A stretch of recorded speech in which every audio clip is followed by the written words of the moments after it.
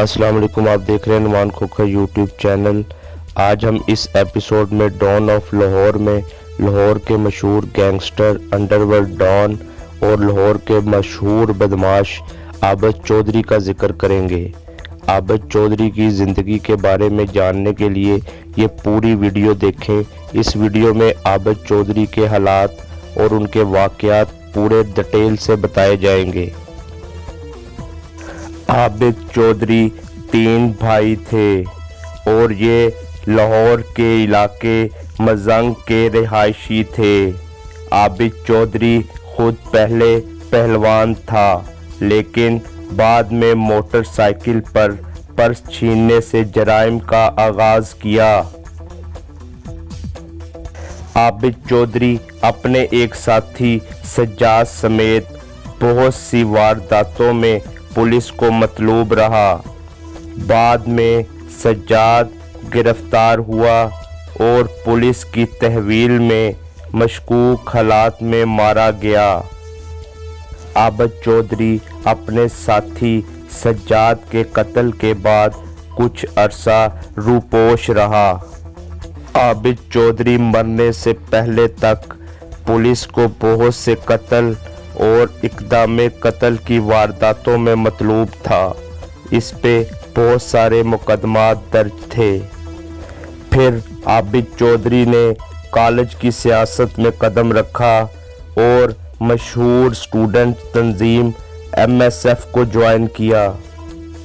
आतिफ चौधरी, जो बाद में बहुत मशहूर गैंगस्टर और अंडरवर्ल्ड डॉन बना, आबिद चौधरी उसको अपना छोटा भाई मानता था।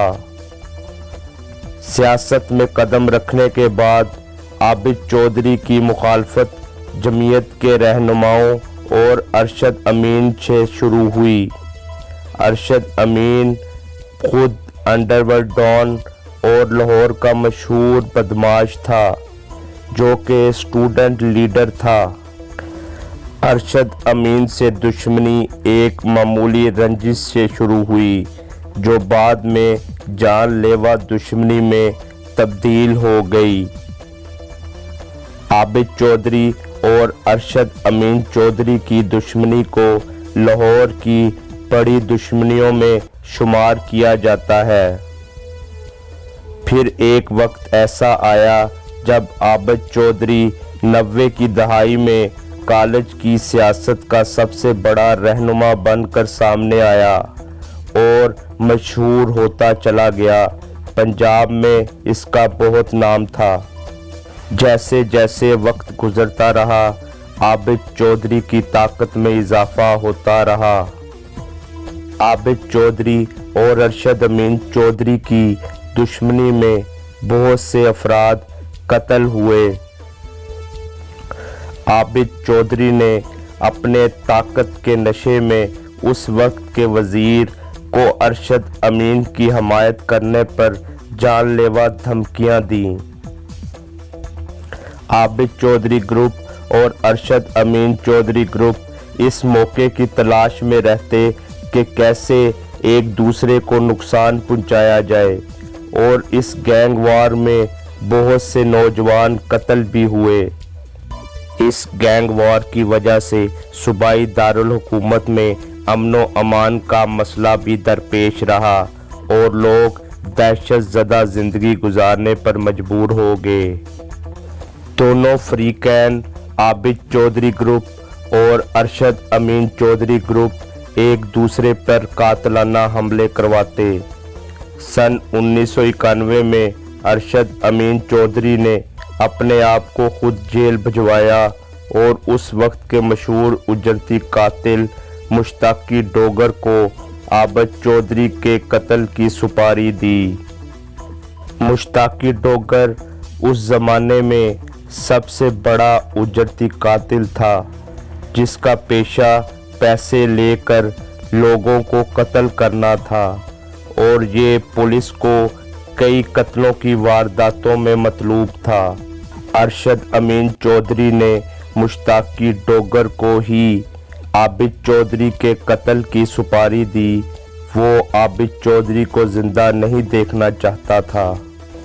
इस सुपारी के बाद मुश्ताकी डोगर आबिद चौधरी की तलाश में रहा और बिला आखिर मुश्ताकी डोगर ने इंटरनेशनल होटल के साथ दहशतगर्दी की अदालत के बाहर आबिद चौधरी को कत्ल कर दिया।